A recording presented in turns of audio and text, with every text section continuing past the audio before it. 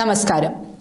LDF ആദ്യഘട്ട പ്രചാരണവും മണ്ഡലം സമ്മേളനങ്ങളും പൂർത്തിയാക്കി. പത്മജ പ്രഭാവത്തിന്റെ പശ്ചാത്തലത്തിൽ ട്വിസ്റ്റുകളും വിസ്മയങ്ങളും നിറഞ്ഞ സ്ഥാനാർത്ഥി പട്ടികയുമായി UDF. ഇത്തവണ അക്കൗണ്ട് തുറക്കുമെന്ന പ്രതിജ്ഞയുമായി NDA ഈ ആഴ്ച വരുമെന്ന് പ്രതീക്ഷിക്കുന്ന പാർലമെന്റ് തെരഞ്ഞെടുപ്പിന്റെ പ്രഖ്യാപനം വരുന്നതിന് മുൻപേ സംസ്ഥാനത്തെ യുദ്ധകളങ്ങൾ തിളച്ചു തുടങ്ങിയിട്ടുണ്ട്. BJPയുടെ 4 സീറ്റുകളിലേക്കും BDJSന്റെ 2 സീറ്റുകളിലേക്കുമുള്ള സ്ഥാനാർത്ഥികളെയാണ് പ്രഖ്യാപിക്കാനുള്ളത്. 20 സീറ്റിലേക്കും 1.5 ആഴ്ച മുൻപ് സ്ഥാനാർത്ഥികളെ പ്രഖ്യാപിച്ച LDF പ്രചാരണ പ്രവർത്തനങ്ങളിൽ എതിരാളികളെക്കാൾ മുന്നിലാണ്.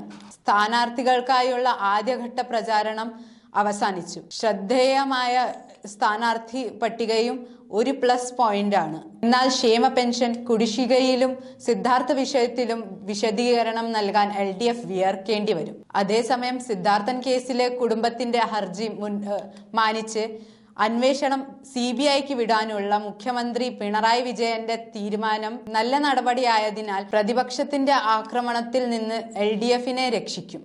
വൈകിയെത്തിയെങ്കിലും തികഞ്ഞ ആത്മവിശ്വാസത്തിലാണ് UDF. ഭൂരിഭാഗം സ്ഥാനാർത്ഥികളെയും നേരത്തെ ഉറപ്പിച്ചതോടെ സിറ്റിംഗ് മണ്ഡലങ്ങളിൽ സജീവമായി. സ്ഥാനാർത്ഥി പ്രഖ്യാപനം വൈകിയതിനാൽ UDFന് ആദ്യ റൗണ്ടിൽ പിടിച്ചു നിൽക്കാനായില്ല. എന്നാൽ അടുത്ത ഓട്ടത്തിന് വേഗത കൂട്ടും.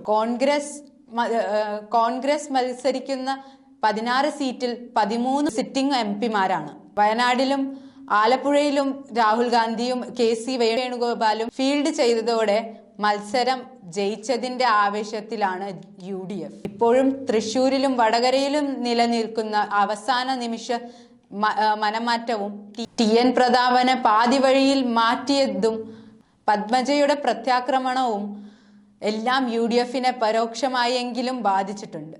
കോൺഗ്രസിനെതിരെ എതിരാളികൾ ഉന്നയിക്കുന്ന വിശ്വാസ്യത പ്രശ്നവും സംഘർഷത്തിന് വഴിയേക്കുന്നുണ്ട്.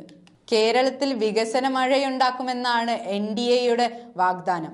17-ന് പ്രധാനമന്ത്രി നരേന്ദ്രമോദി വീണ്ടും പ്രചാരണത്തിന് എത്തുന്നതും അണികൾക്ക് ആവേശം പകർന്നു. 5 സീറ്റെങ്കിലും ജയിക്കുമെന്ന് നേതാക്കൾ ആവേശപ്പെടുമ്പോൾ എതിരാളികൾ ഇത് കേരളമാണെന്ന് ഓർമ്മിപ്പിക്കുന്നു.